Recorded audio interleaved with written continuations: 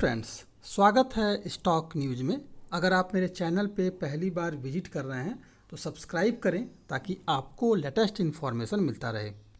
एक और कंपनी अपना आईपीओ लेकर के आ रही है और हम जानेंगे कि ये जो कंपनी है, यानी कि जो कंपनी अपना आईपीओ लेकर के आ रही है, इसका नाम है सुला विनयार्ड्स और ये शराब बनाने की कंपनी है। तो हम ये जानेंगे कि ये कंपनी यानी कि सुला विनयार्ड्स जो आईपीओ लेकर के आ रही है, क्या इस कंपनी के आईपीओ में हमें निवेश करना चाहिए या नहीं करना चाहिए।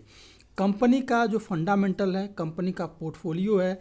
कंपनी का जो सेल का ग्रोथ है, सेल किस तरह की कंपनी का है, इसके अलावा जो है कंपनी फाइनेंशियल स्ट्रांग है या नहीं है, क्या इसका सेल लगातार बढ़ रहा है या फिर कंपनी जो है यानी कि सुला विनयार्ड्स जो है वो प्रॉफिट में है या नहीं है। इन सारी बातों पर आज हमारी चर्चा रहेगी और हम जानेंगे कि किस तरह से इस कंपनी में हम निवेश कर सकते हैं।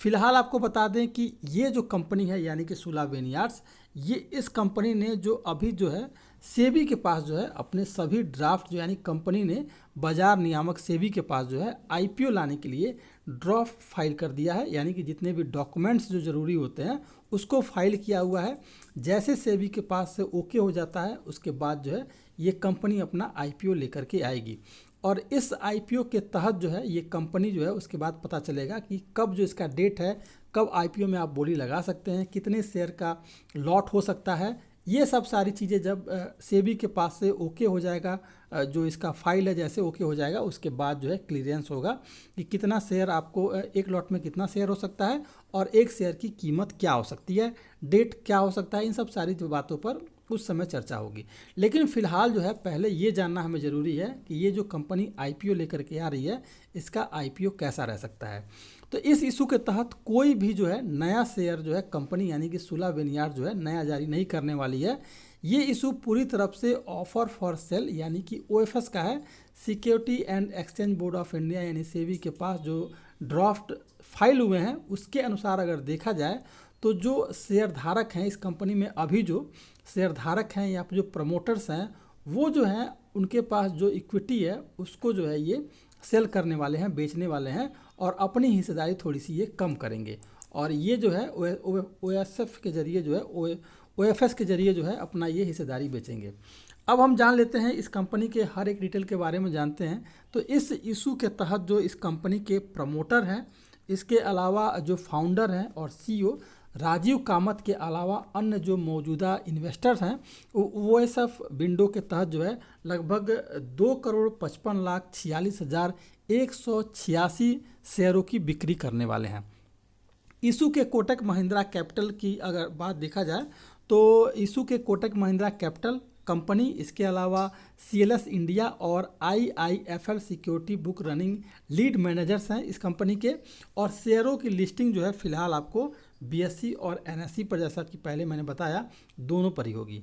अब अगर देखा जाए तो फिलहाल जो ये कंपनी है इस समय नासिक की वाइन बनाने वाली कंपनी है और देश में तेज़ी से फिलहाल ये कंपनी जो है एल्कोहलिक बिवरेज कंपनियों में शुमार हो रही है। वित्त वर्ष 2011 से 2020-21 के बीच इसका कारोबार जो है लगभग जो है 13.7% के सीजीआर यानी कि कंपाउंड एनुअल ग्रोथ के साथ जो है लगातार बढ़ता हुआ दिखाई दे रहा है। डिमांड शराब की हर समय बढ़ रही है और यहाँ इसका जो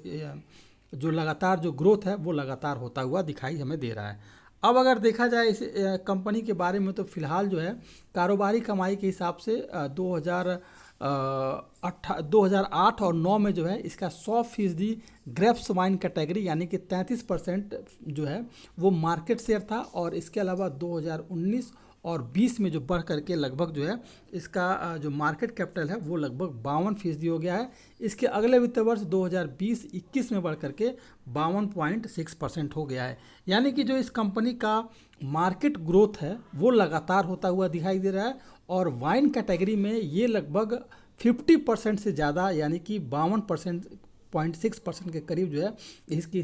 हिस्सेदारी जो है पूरे मार्केट में है। कंपनी की कारोबारी कमाई की बात की जाए तो 2020-21 में इस कंपनी ने 417 करोड़ रुपए से बढ़ करके इसका 2021-22 में 453 करोड़ रुपए इसका शुद्ध कमाई हुआ है वहीं अगर देखा जाए तो कंपनी का मुनाफा जो है वित्त वर्ष 2020-21 में 3 करोड़ रुपए था, जो अगले ही वित्त वर्ष में बढ़कर के 52 करोड़ रुपए पहुंच गया है। यानी कि आप समझ सकते हैं कि किस तरह से इस कंपनी का जो है लगातार जो है रेवेन्यू ग्रोथ होता हुआ हमें दिखाई दे रहा है। अब अगर देखा जाए तो 2018 में 18 की अगर बात की जाए तो फिलहाल जो है रिलायंस और कैपिटल की पूर्ण स्वामित्व वाली सहायक company Reliance corporate advisory services ने सुला वाइन यार्ड्स में जो है अपनी 19.05% की हिस्सेदारी 256 करोड़ रुपए में बेच दी थी। सुला पिछले 2 दशकों से जो जिस कंपनी की हम बात कर रहे हैं सुला वाइन यार्ड्स जो कंपनी है, पिछले 2 दशकों में भारतीय वाइन उद्योग में अग्रणी सबसे आगे है और एक तरह से मार्केट लीडर जो है इस समय फिलहाल ये उभर करके सामने निकल के आ रही है। अगर सुला वाइन यार्ड्स के बारे में बात की जाए तो कंपनी व्यापक तौर पे जो है वाइल्ड लेवल पर ये वाइन पोर्टफोलियो में लगभग 15 विभिन्न अंगूर किस्मों से बने उत्पादों की विस्तृत एक श्रृंखला है। इसकी मुख्य वाइन श्रेणियों में फिलहाल जो रासा, द सोर्स, डिंडोरी, रिजर्व, सुला क्लासिक और यार्क शामिल है। ये जो है कंपनियां जो है इसकी क्लासिक लेवल की जो है शराब है। वित्त वर्ष 2012 के लिए अपनी जो इसने रिपोर्ट जारी की थी तो सुला ने खुलासा किया था कि जो इसका निर्माण क्षमता है लगभग जो है 14 मिलियन टन जो है कंपनी जो है इस समय फिलहाल जो है शराब का निर्माण कर रही है मार्केट में पूरी तरह से। वर्तमान में जो ये कंपनी है फिलहाल महाराष्ट्र और कर्नाटक में स्थिर अपने 4 स्वामित्व वाली और 2 पट्टे पर उत्पादन सुविधाओं में 13 जिला ब्रांडों में वाइन जो है 56 जो है विभिन्न कैटेगरी की शराब जो है इस समय ये बना रही है। पब्लिक ऑफर के साथ सुला जो है शेयर बाजार में जब लिस्टिंग होगी तो BSE और NSE दोनों पर होगी।